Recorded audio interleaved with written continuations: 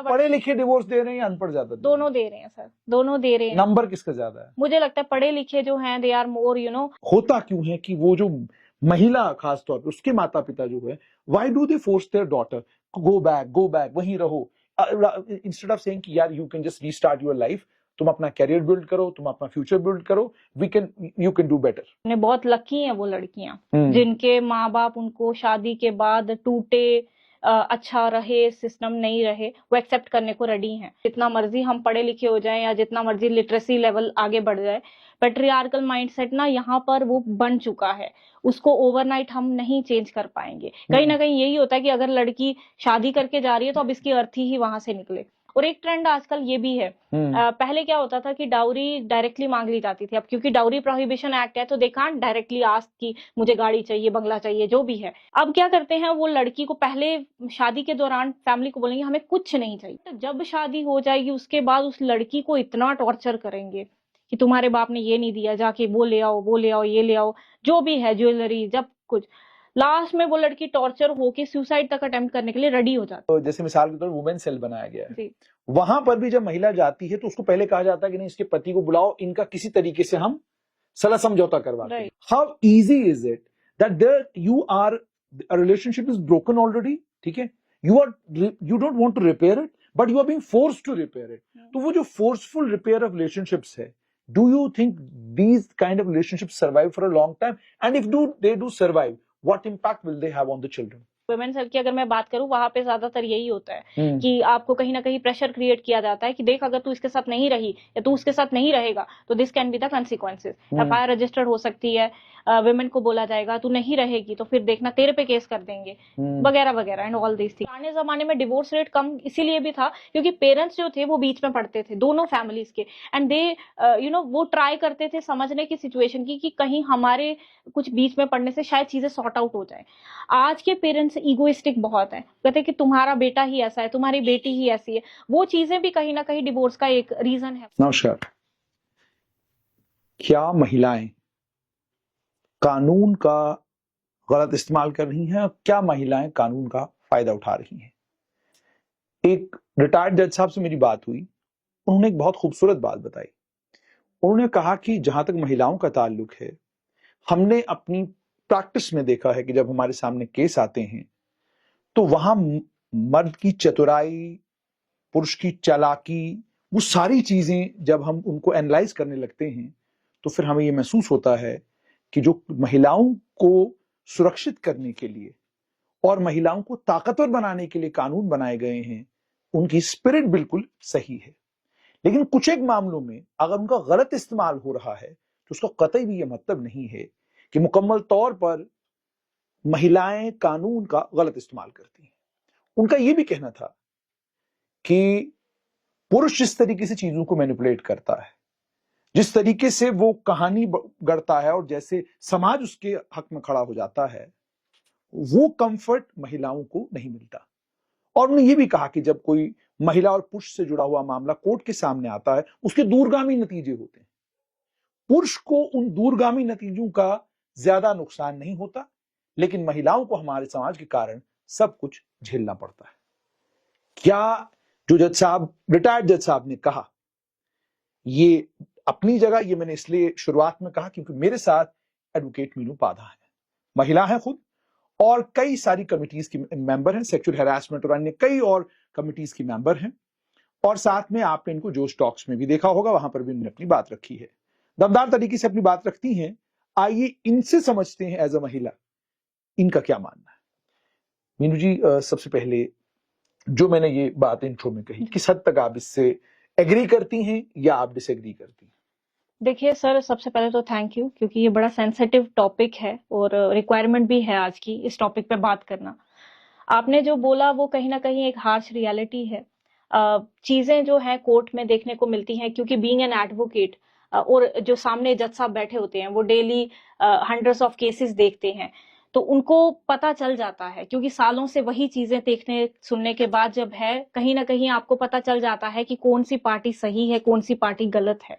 तो अनफॉर्चुनेटली ये चीजें हो रही हैं। मिसयूज जो है, जो आपने बात कही, वो देखने को मिल रहा है। आज के टाइम में तो बहुत ज्यादा देखने को मिल रहा है। हमारे JNK में जो बहुत सारे केसेस हैं जहां पर आपको शरेआम पता चलता है कि डायरेक्टली बोल देती है महिलाएं कि तुझे तो मैं कोर्ट में देख लूंगी, ये स्टेटमेंट होती है। मेरे बहुत सारे ऐसे क्लाइंट है, मेल क्लाइंट है, जिनके मतलब जो वाइफ हैं उन्होंने ये डायरेक्टली बोला, उनकी फैमिली मेंबर्स को बोला कि तुम्हें अभी पता नहीं है कि कानून कितना स्ट्रांग है महिलाओं के लिए, और तुम्हें लोगों को तो मैं कोर्ट में देख लूंगी, और वो देख लेती हैं कोर्ट में। अच्छा वकील साहब इस पर आऊंगा, लेकिन मेरा जो उसके साथ में मैंने जुड़ी हुई बात जो जज साहब ने कही, उन्होंने कहा कि पुरुष मैनिपुलेट करने में, पुरुष चीजों को क्रिएट करने में और हालात को अपने हक में करने में ज्यादा कामयाब होते हैं। ये किस हद तक सही मानती हैं आप इन जनरल कॉन्टेक्स्ट? मतलब 100 केसेस अगर हैं तो ठीक है, मतलब 10-20 केसेस हो सकते हैं इसमें महिला जो है उसको लेकर आप ये कह सकें कि नहीं,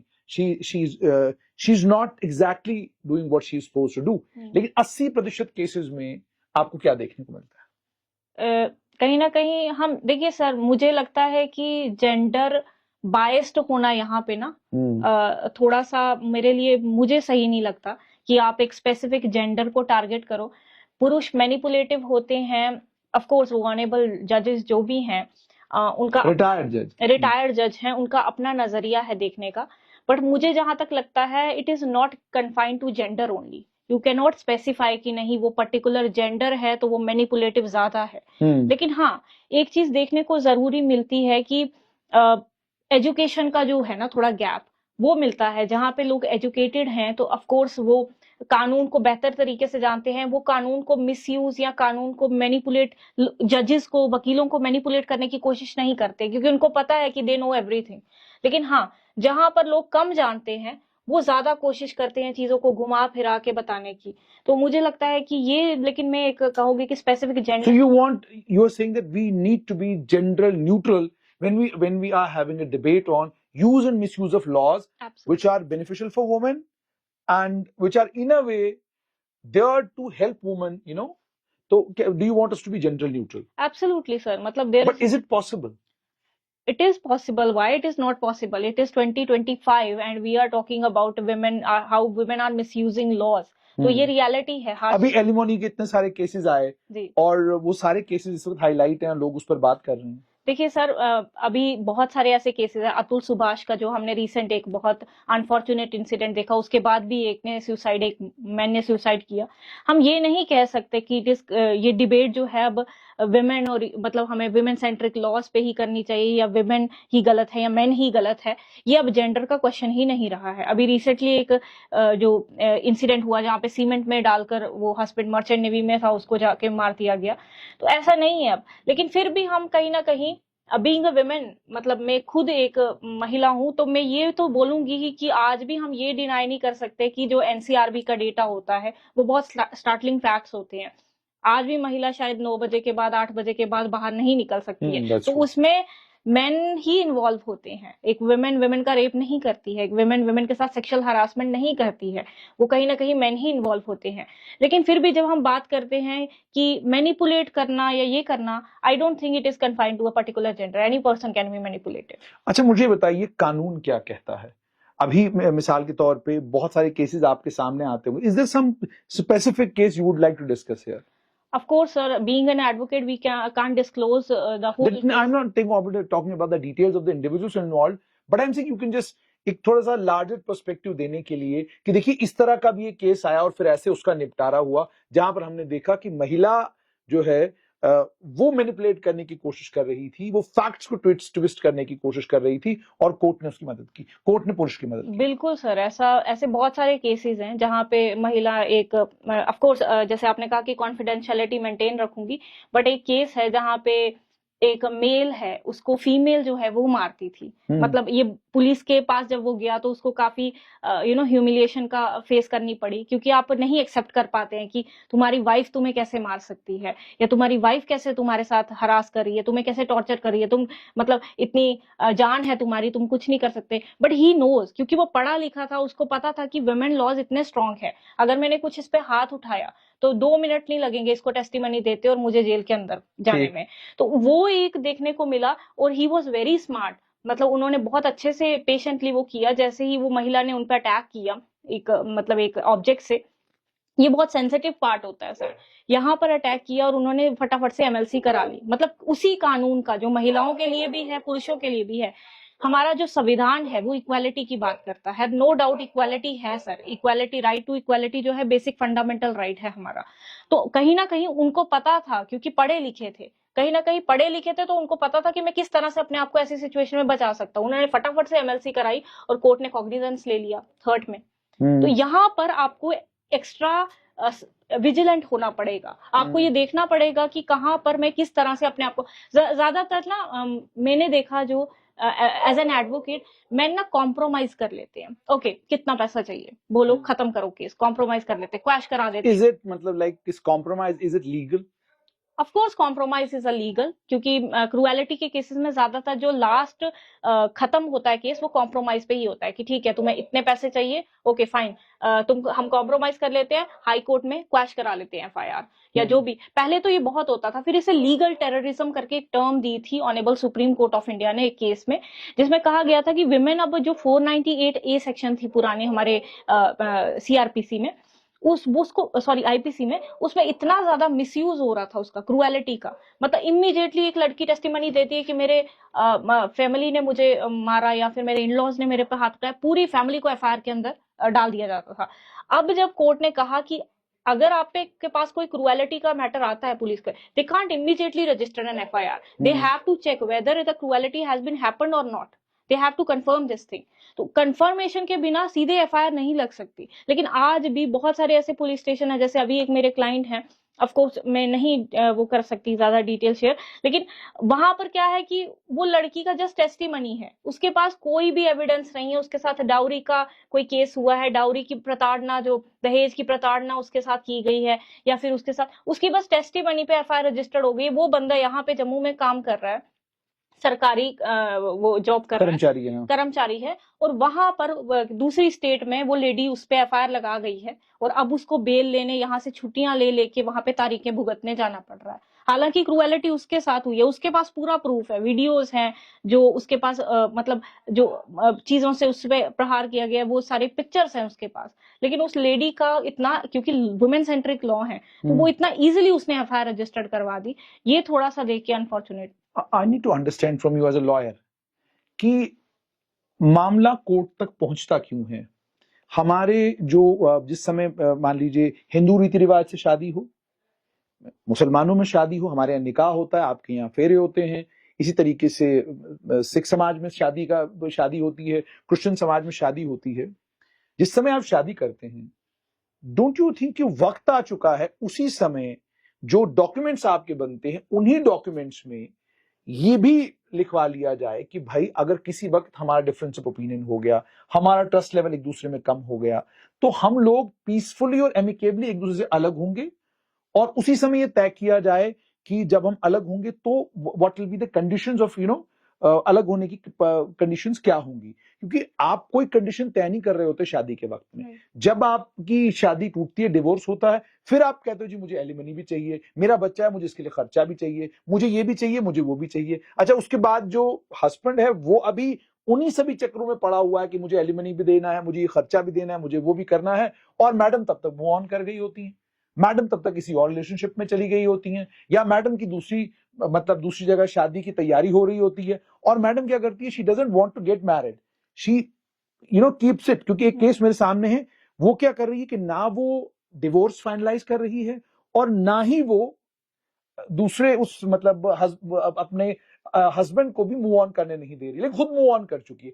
सो I need to understand what happens in this case.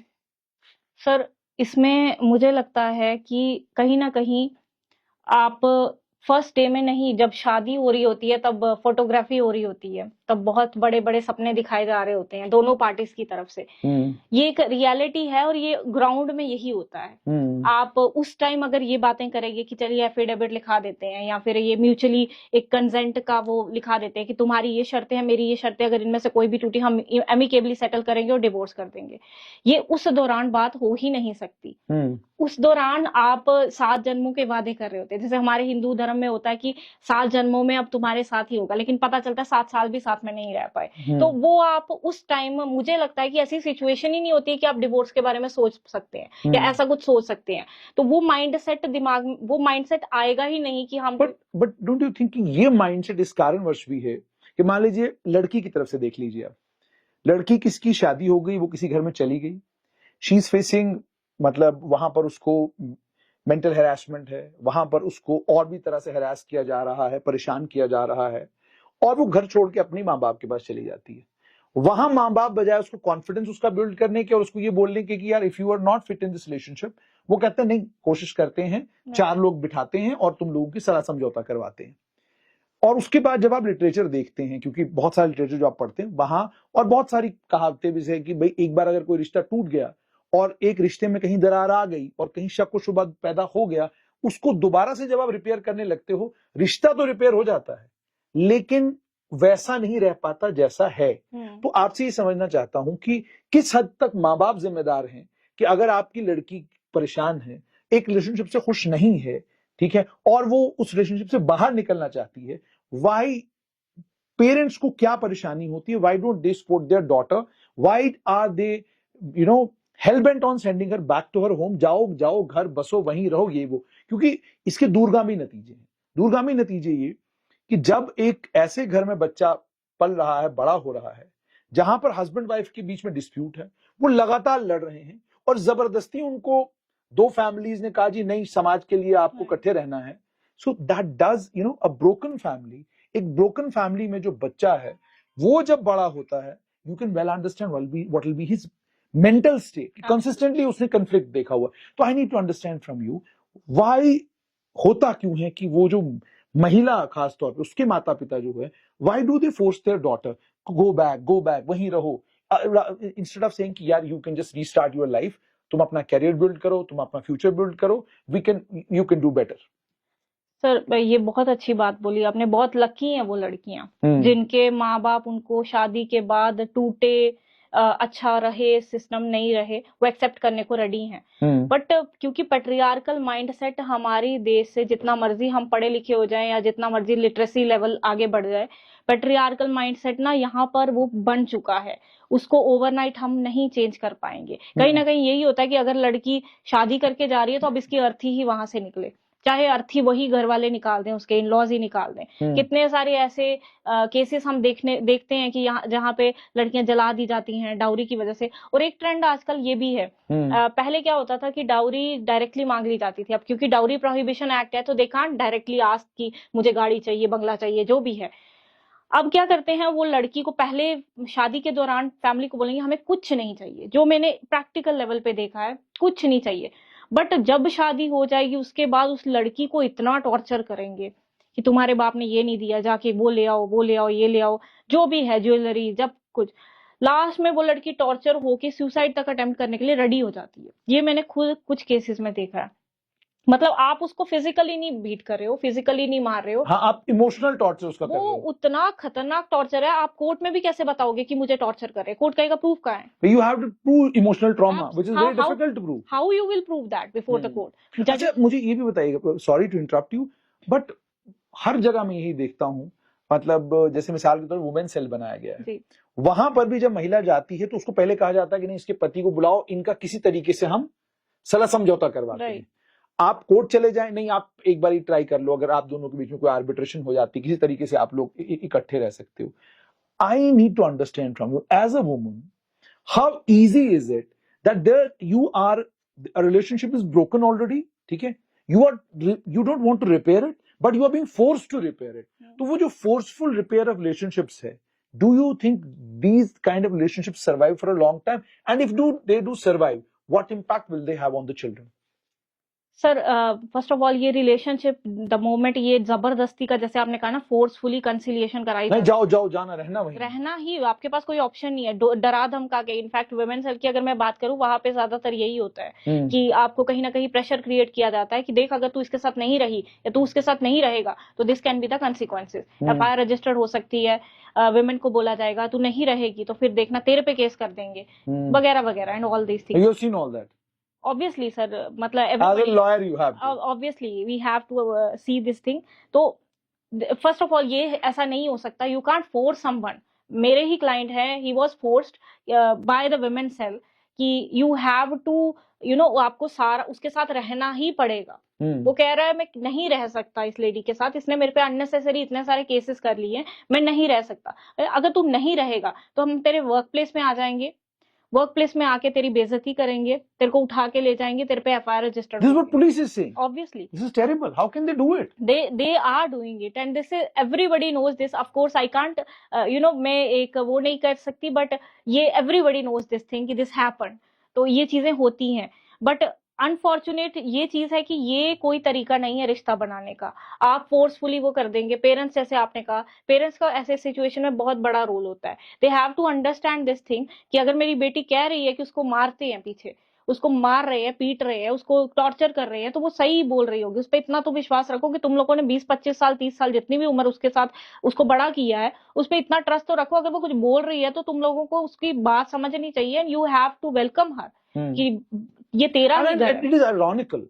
मतलब मुझे सोच के हैरानगी होती है कि एक बाप अपनी बेटी को विदा करते वक्त जब जैसे रो रहा होता है, जिससे माँ इमोशनल हो रही होती है, जैसे बहनें इमोशनल हो रही होती हैं, द मोमेंट वो घर वापस आती है because of a broken marriage, सभी के सभी लोग जो हैं उसको सुबह शाम समझाने लग जाते हैं और पड़ोस के 4 लोग भी आके समझाना शुरू हो जाते हैं कि बेटा तुम यार समाज है, दाएं बाएं देख लो, ऐसा हो नहीं सकता, ऐसा चलेगा नहीं, जाओ बेटा घर जाओ, बड़े अच्छे लोग हैं, मेरी बात हुई है कल, आपके ससुर साहब ये हैं, आपकी सास ये हैं, इतना बड़ा परिवार, इतना अच्छा, आप क्या बातें. तो this I need to understand from you कि वो प्यार, वो मोहब्बत, वो जो कहा जाता है कि बाप का एक बड़ा स्पेशल कनेक्शन होता है बेटी के साथ, मदर का एक बड़ा स्पेशल कनेक्शन होता है, वो कहां चला जाता है जब बेटी के साथ ये सब कुछ हो रहा होता है. And then the same parents, जब उस बेटी को जला दिया जाता है, जब उसको मार दिया जाता है, तो उस टाइम वही पेरेंट्स वावेला करना शुरू करते हैं, चिल्लाना शुरू करते हैं, शोर मचाना शुरू करते हैं. Why don't they accept the girl gracefully?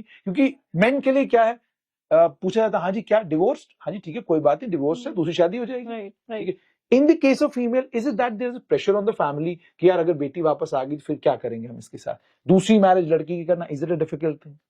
Sir ये हम अगेन जनरलाइज नहीं कर सकते. I have seen so many parents जिन्होंने अपनी बेटी को इतना वेलकम किया बच्चे के साथ. अच्छा. We are ready to accept you, don't worry, we are here with you.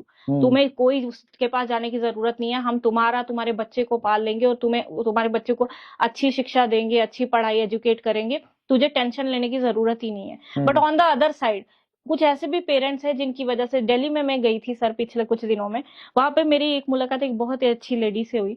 वो ऑटो रिक्शा चलाती हैं दिल्ली में. मैंने सोशल मीडिया हैंडल्स में उनके बारे में थोड़ा सा डाला भी था. शी वाज सेइंग कि जब वो पति मारता था तो वो वापस आने की कोशिश की तो उनकी फैमिली ने हाथ खड़े कर दिए कि तू, तेरे बच्चे कहीं भी जाओ, नहर में जाके कूद जाओ, कहीं मर जाओ, लेकिन यहाँ पर मत आना. Okay. This is a reality. Okay. So ये again we can't generalize. What should parents do in this case? Obviously they have to accept the daughter. They have to welcome. They have welcome. What should they do with the daughter? The moment she is back home, what should be the first thing that parents should do with their daughter the moment she is divorced and she is back home? पहले तो उसको console करिए, what has happened जानने की कोशिश करिए, कहीं छोटी मोटी लड़ाई ना हो जो कि सॉर्ट आउट. क्योंकि पुराने जमाने में डिवोर्स रेट कम इसीलिए भी था क्योंकि पेरेंट्स जो थे वो बीच में पड़ते थे दोनों फैमिलीज के, एंड दे वो ट्राई करते थे समझने की सिचुएशन की कि कहीं हमारे कुछ बीच में पड़ने से शायद चीजें सॉर्ट आउट हो जाए. आज के पेरेंट्स ईगोइस्टिक बहुत है, कहते हैं कि तुम्हारा बेटा ही ऐसा है, तुम्हारी बेटी ही ऐसी है. वो चीजें भी कहीं ना कहीं डिवोर्स का एक रीजन है मुझे लगता है. Divorce rates increasing these days? Obviously sir, ये तो हम देख रहे हैं. You see almost every day there's a divorce case in the court. We can't deny this fact. There are cases. हमारे J&K में पहले इतना prevalent नहीं था. पढ़े लिखे डिवोर्स दे रहे हैं या अनपढ़ ज्यादा? दोनों दे रहे हैं सर, दोनों दे रहे हैं. नंबर किसका ज्यादा है? मुझे लगता है पढ़े लिखे जो हैं they are more वो ज्यादा ही कुछ ऐसे है कि they are not ready to compromise on anything. वो चाहे फाइनेंशियल लेवल पे हो, फाइनेंस लेवल पे हो, छोटी छोटी बातों पे हो. तुमने उस साल में उस तारीख में मुझे ये बोला था उन रिलेटिव के सामने, लड़की को जो है लड़का बोल रहा है वो ह्यूमिलेट कर रहा है, लड़की ह्यूमिलेट कर रही है, छोटी छोटी बातों पे डिवोर्स हो रहे हैं. मतलब कभी सोचा भी नहीं था. आज से 20 साल पहले मुझे नहीं लगता कि लोगों के बीच में इन चीजों को लेकर तलाक होती थी, लेकिन आज हो रही है. वो कहीं ईगो क्लैशेस आ रहे हैं. सबसे ज्यादा मुझे लगता है कि जो फैमिली कोर्ट में देखने को मिलता है वो ईगो क्लैशेस ही होता है, और विक्टिम असली वो बच्चा होता है जो बीच में खड़ा होता है कि मम्मा के पास जाऊं या पापा के पास जाऊं.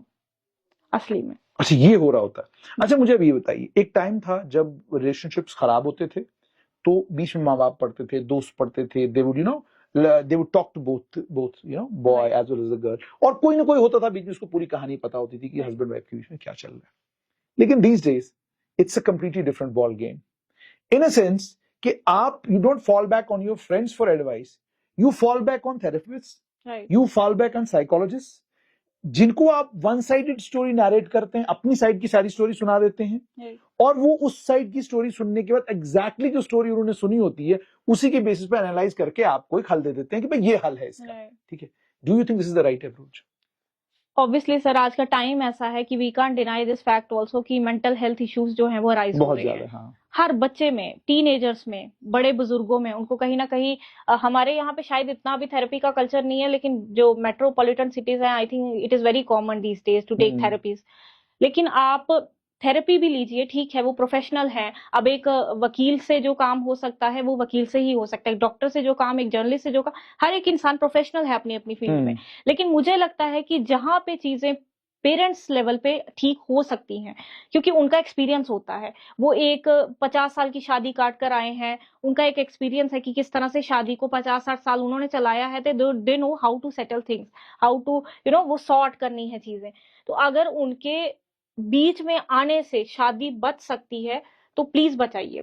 But I need to understand from you, one sided narrative सुन के जी, how can you arrive on a conclusion? Don't you think that you have to listen to both the parties and listen to both the parties as a neutral agent? Right. You cannot be on one side कि एक side की कहानी सुन ली पूरी और दूसरी side की कहानी सुनी नहीं और आपने कंक्लूजन ड्रॉ कर दिया। इवन वो कंक्लूजन बेटर होगा ही नहीं, क्योंकि you don't know the other side story. तो मुझे लगता है दोनों साइड के parents, I am not talking about कि गर्ल साइड के पेरेंट्स बोले कि बेटा तू जा, पहले सुन तो लो कि वो दूसरे वाले पार्टी का क्या कहना है, या फिर उसको बोले कि तू रह, पहले सुन लो दोनों पार्टीज के पेरेंट्स को। मुझे लगता है कि कहीं ना कहीं आजकल ना बच्चों से ज्यादा जो है वो पेरेंट्स ईगो पे ले लेते हैं बात।